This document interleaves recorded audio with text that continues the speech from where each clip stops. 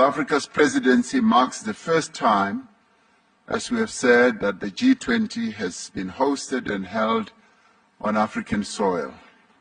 We are truly honored and humbled by that, not only as South Africans, but as Africans as a whole.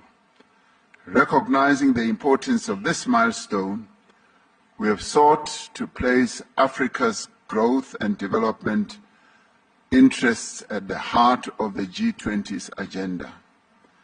The greatest opportunity for prosperity in the 21st century lies in Africa. Harnessing that opportunity will require a rather strong partnership between Africa and the G20, and indeed between Africa and the rest of the world. Recognizing our interconnectedness as a global community of nations, we have called for an end to conflicts and wars around the globe and for a just and comprehensive and lasting peace. This summit has taken place at a crucial time as calls around the world grow louder for progress on the imperatives of our time, to end poverty in all its forms and ramifications, to reduce inequality within and amongst countries, and to take urgent action to combat climate change. This year, we have recognized the growing debt burden that is faced by many developing economy countries as a major obstacle to achieving the Sustainable Development Goals of the United Nations. The G20 has pledged to extend support to low and middle-income countries as they confront debt vulnerabilities. Together, we must create a virtuous cycle of reduced debt, higher public investment, and more rapid and inclusive economic growth. When we become more successful, all of us, then the whole world becomes successful. When we began our presidency, we pledged to mobilize the G20 to strengthen disaster resilience and response. Climate-induced natural disasters spare no country. Disasters know no borders. But their toll is heaviest on those without the means to recover and to rebuild. We therefore called on G20 leaders to urge the global community to scale up post-disaster reconstruction. In this regard, South Africa introduced the high-level voluntary principles for investing in disaster risk reduction and encouraged international collaboration to strengthen investment in preventing and responding to disasters.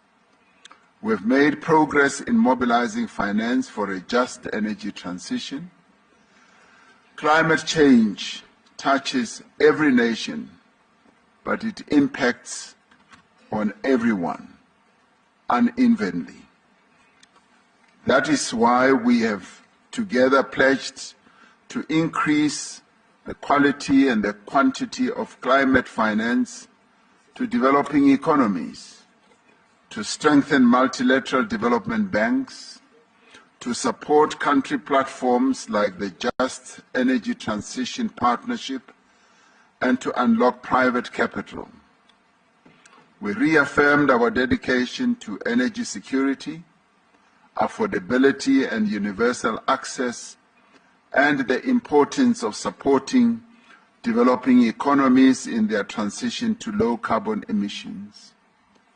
We recognize the need for deep, rapid, and sustained reductions in greenhouse gas emissions and the need to substantially scale up investment and climate finance from all sources.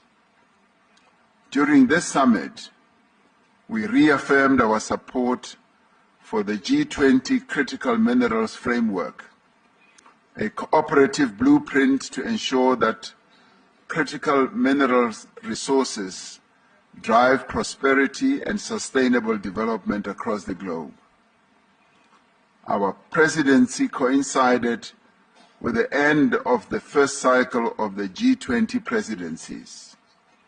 Following the mandate given to our presidency at the 2024 Rio de Janeiro Summit, we undertook the G20 at 20 review, drawing on the diverse perspectives of participating members and guest countries as well. It is our hope that the recommendations of the review will serve as a helpful guide for the G20 to ensure that it remains fit for purpose in an ever-changing world. In fact, the indicative report already says that the G20's existence should continue as it serves a good purpose in giving guidance to the economic well-being of the world. At the heart of our presidency lies a conviction that the G20 must act boldly and act together to create an environment of inclusive growth, an environment of reduced inequality, an environment which will support sustainable development. South Africa has used this presidency to place the priorities of Africa and the Global South firmly at the heart of the G20 agenda. Building on the developmental agenda of previous presidencies in Indonesia, in India, and Brazil, we have prioritized the issues that matter most to developing economies. And in executing our task as the G20 president, we learned a lot from what Indonesia did, what India did, and what Brazil did. So in many ways, what we see having unfolded here was based on the foundations that those three countries of the Global South put in place. The G20 South Africa Summit Leaders Declaration is more than words. It is a commitment to concrete actions that will improve the lives of people in every part of the world. Our agreement on a declaration during this summit demonstrates the value of the G20 as a forum that can facilitate joint action on issues of shared concern. Shared concern not only for the leaders, but shared concern for the peoples of the world. More than that, it reaffirms our renewed commitment to multilateral cooperation and our recognition that our shared goals outweigh our differences. Together, we must accelerate progress towards the 2030 Sustainable Development Goals of the United Nations and the Pact for the Future. We have laid the foundation of solidarity. Now we must build the walls of justice and the roof of prosperity. Let us move forward together, demonstrating to the world that we do have the capacity to confront and overcome the world's challenges. Through partnerships across society and by remembering our common humanity, we can create a more secure, a more just, and a more prosperous world. And together, we can ensure that no one is left behind. I now say that this gavel gavel of this G20 summit formally closes this summit and now moves on to the next president of the G20, which is the United States, where we shall see each other again next year. The summit is therefore closed.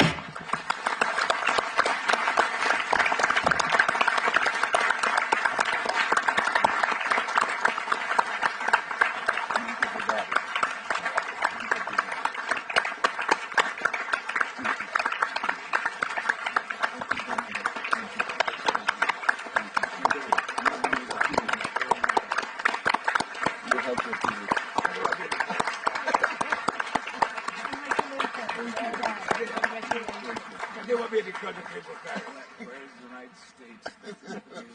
You're not here.